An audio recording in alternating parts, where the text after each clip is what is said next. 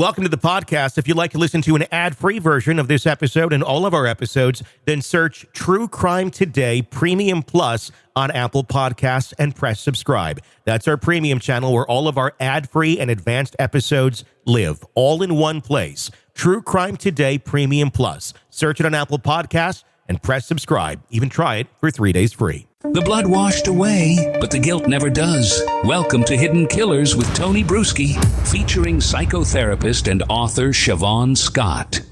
The Menendez brothers could be free by, November something. There's going to be a hearing in which the judge could, in fact, commute that sentence and say, look, you've served enough. You are now free. He could also say, yeah, I love that you got all this publicity, but you're going back to jail. We will find out. The family of Lyle and Eric outside of the LA County District Attorney's Office this last week, pleading for their acceptance, pleading for their freedom at some point in time here, saying, look, they've served enough. They've been through a lot. Joining me to discuss, Shavaun Scott, psychotherapist and author.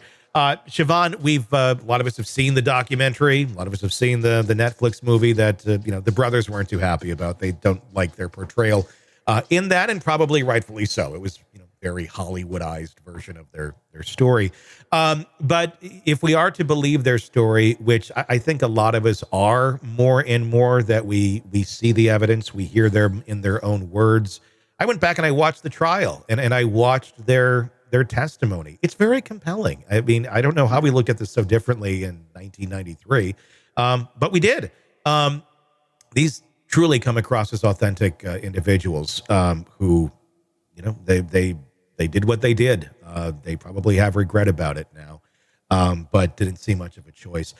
Should these boys find freedom, these not young men, they're in the middle age, they're 50-something. Yeah. Should they finally get freedom after enduring what they likely did from Jose Menendez, spent their time now in prison? Should they be free to live the rest of their life the way they choose?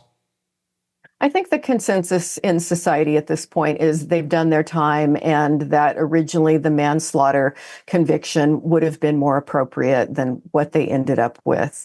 And it's one of these awful cases. As I've said before, we like our good guys and bad guys to be in neat little categories. And there's a lot about their behavior that made it difficult and made the optics bad. Was the spending the money and the seemingly playboy lifestyle, looking at it superficially. But the trauma and the bigger picture really should have been understood better and addressed. And yeah, I could certainly see a very good case for letting them out at this point. Now, I do have a little bit of a concern that I don't know has been addressed. I haven't watched all the documentary yet, but one of my concerns, we're saying that the murders of the parents was due to their PTSD reactions and their fear. But one thing that went on after that did concern me, and I would love to sit down and have a conversation about it. And that was the threat against the psychologist, that if he disclosed anything about the murders, that they would kill him.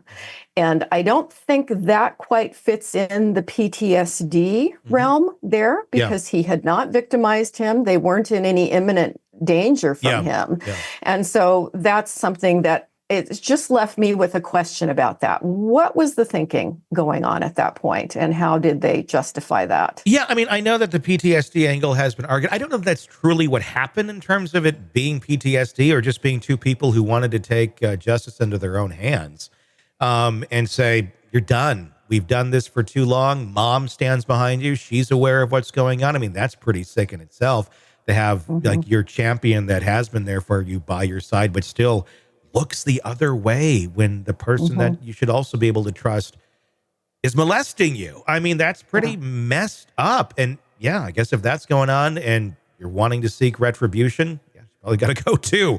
But the thing is, we're talking about a crime, a sexual crime here. Do people tend to lash out in more extreme measures when it involves a sexual crime versus, somebody stole something from you, somebody did something non-sexual that was a violation of your rights or your stuff or whatever it may be? Sexual crimes come with a lot more passion and sometimes violence as well. Is that what maybe motivated this to go as far as it did, because it is such a personal thing, because it does have such lasting damaging effects that would be far worse than, dad cutting off their allowance or their inheritance. But because he damaged them so deeply that it scars that they'll never truly be able to completely repair. It's a hard one to call, because I think the vast majority of times victims do not lash out, even when the crime is sexual, when it's gone on chronically, which made this case unusual and rare, and why it got so much news. It was the wealth of the family, people that were respected, supposedly in their work and in the community. Beverly Hills, my gosh, you just didn't see crimes happening there. And the murder of parents by their children is very rare, particularly when it's both parents. Yeah. So it's not something, I don't think we have a lot of data to say this is something that typically would happen, because it was just a really rare event. Yeah. When a parent is murdered by their child, it's either because the child has gone psychotic and is having delusions and hallucinations and doesn't know what they're doing. And that's probably the most common reason. And then the secondary reason is usually because there's been extreme abuse in the home. So, and not always sexual. So it's hard to say. We are in a culture where believing victims is very celebrated, and I think that's probably a good thing. I think we should always take a close look at victim statements to make sure that they're real, because because we're in the culture doesn't mean people don't lie or make things up.